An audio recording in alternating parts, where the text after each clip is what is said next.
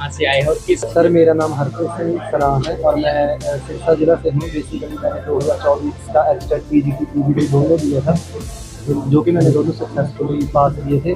But जब biometric के लिए मुझे बुलाया गया था तो मेरा टीजी सक्सेसफुली हो गया था, बट तब मेरा बायोमेट्रिक का एरर आ रहा था, जिसके लिए बाद में हमें नवंबर 2025 में बोर्ड में बुलाया गया था। तभी हमसे एप्लीकेशन वगैरह ली गई थी, बट अभी तक एप्लीकेशन में कोई काम नहीं हुआ।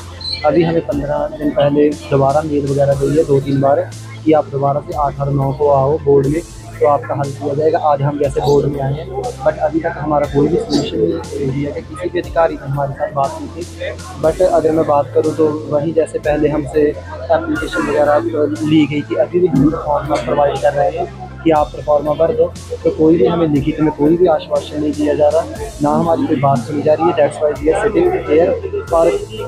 और लगभग 7 महीने पहले हमने एप्लीकेशन वगैरह दी थी, तो कोई भी अभी तक हमारा कोई। सर कितने बच्चे हैं ऐसे सर अप्रॉक्सीमेटली जहाँ तक मैं सुन रहा हूँ तो लगभग 3000 बच्चा है ऐसा कि जिनका अभी रिजल्ट कोई किसी का डेटा नहीं फाउंड आ रहा है। जैसे मेरा बायोमेट्रिक एरर आ गया, तो हमने जैसे 7 महीने पहले अपने सभी फिंगरप्रिंट वगैरह दिए गए थे कि बोर्ड में चाहे फिजिकली वेरीफाई करा दें, चाहे वीडियोग्राफी के माध्यम से, जैसे ड्यूरिंग द पेपर होती है वीडियोग्राफी। और अगर मैं बात करूँ जैसे मेरा पीजीटी इंग्लिश का पेपर सीएम के कॉलेज सिरसा में था, तब हमारी कोई भी सीरियस तरीके से बायोमेट्रिक आने जाने की बात करें, काफी परेशानी होती है। यस सर, काफ़ी परेशानी होती है, मतलब खर्चा भी आता है। अगर बात करें तो थोड़ा सा अपना शेड्यूल को भी तोड़ के आना पड़ता है कि बार बार बिजी आया नहीं जाता, बट फिर क्या करें, मजबूर है, हमें आना पड़ता है। कितनी परेशानी होती है? हमारा हिसार डिस्ट्रिक्ट से आए हैं, हिसार डिस्ट्रिक्ट में गाँव अगौर थी, वहाँ से आए हैं और परेशानी 5-6 बार आ गई है। 2 बार एप्लीकेशन दे दी, फिंगरप्रिंट लगवा लिए, लेकिन अभी तक रिजल्ट नोट फाउंड दिखा रहा हमारा। और 3 बार हिसार बुलाए थे दूसरा कॉम्प्लेक्स में, वहाँ भी फिंगरप्रिंट वाला इश्यू था। लंबी लाइन में तो उसके बाद फिंगरप्रिंट वाला इश्यू आ जाए, डाटा नोट फाउंड दिखा रहा है, आज भी यही दिखा रहा है। और हमारे कम से कम 30,000 रुपये भी लगे हुए, क्योंकि बच्चे हैं साथ में, वो परेशानी होती है। और बहुत इसकी कमी मानते हैं, क्यों नहीं हो पा रहा? ये तो बोर्ड की कमी है और क्यों नहीं हो पा रहा। स्कूल में जिस दिन पेपर था ना, उसी दिन भी वाइपर की धांधली हुई है, क्योंकि पेपर के बाद, पेपर खत्म होने के बाद 2 घंटे तक डेट नहीं खोला गया, क्योंकि फिंगरप्रिंट नहीं लिए गए। क्योंकि वो कमी किन दिया, क्योंकि उन्होंने प्राइवेट ठेके पे दिए हुए हैं, और प्राइवेट जो ठेके पे दिए हुए हैं वो पैसे लेकर किसी और को मेंबर को बिठा देते हैं वहाँ पर, और फिंगरप्रिंट वाला चलाते नहीं। इस वजह से बहुत सारा धांधली हुई है। इसे में किसी और की जगह किसी और ने उस वजह से इन बच्चों के फिंगरप्रिंट नहीं आ रहे। जो जेन्युइन है उनकी समस्या सुनी नहीं जा रही, और जिन्होंने पैसे दिए उनका काम हो चुका है। ऐसे परीक्षार्थी हैं जिनकी बायोमेट्रिक मैच नहीं हुई और आज वो धरने पर भी बैठे हैं, क्या बातचीत हुई है परीक्षार्थियों के बीच में, कब तक समाधान? बेसिकली काफ़ी सारे कैंडिडेट्स ऐसे थे कि जिनका बायोमेट्रिक डेटा उस दिन कैप्चर नहीं हुआ था।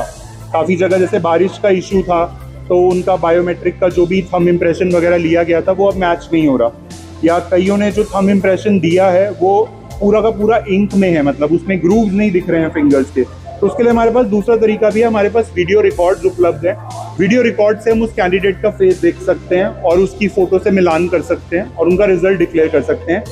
ये इनको लास्ट अपॉर्चुनिटी दी गई थी बोर्ड के खर्चे पे। पहले भी 2 अपॉर्चुनिटीज दी जा चुकी हैं, जो लास्ट वाली नवंबर में थी, तो अभी 3rd अपॉर्चुनिटी दी जा रही है, जिसको भी अब उसके बाद अगर किसी को कोई इशू रहता है और वो इन सारी डेट्स पे प्रेजेंट हुआ है, उनसे हम फाइन नहीं चार्ज करेंगे। पर अगर मान लीजिए किसी का RLV था रिजल्ट और 3 अपॉर्चुनिटीज पे वो नहीं आया था, उससे बोर्ड 10,000 रुपये हर्जाना लेगा, और वो हमेशा से प्रथा रही है, ऐसे लिया जाता है।